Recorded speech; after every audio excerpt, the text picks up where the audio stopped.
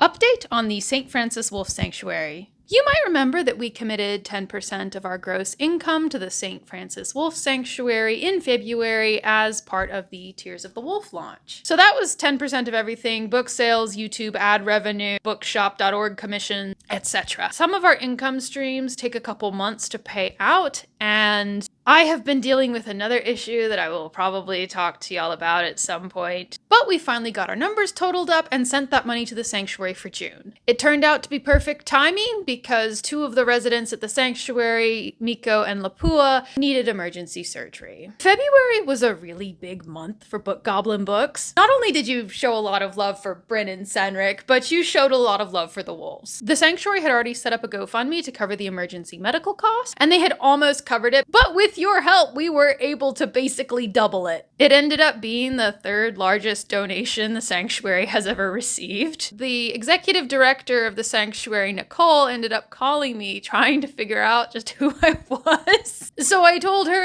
I'm a romance author. I used the St. Francis Wolf Sanctuary website to research my book. And my people really wanted to support the wolves. We love the work you do, and so we gave 10% of our book launch. Nicole told me that because y'all were so generous, they are going to be using our donation to actually help build out and equip a permanent surgical suite on site so that in the future they can provide even better care. And they won't have to transport wolves off site if they need surgeries like this. Because moving large, carnivorous, wild animals is very stressful and a bit dangerous for everybody involved. So if you bought anything from our store in February, if you are a member of our Ream page, if you watched any of our YouTube videos in the month of February, you helped take care of the wolves. And your contribution will be making life better for the wolves for a very long time. The St. Francis Wolf Sanctuary is located in Navasota, Texas, and they do lots of educational events and tours for the public. So if you do decide to go,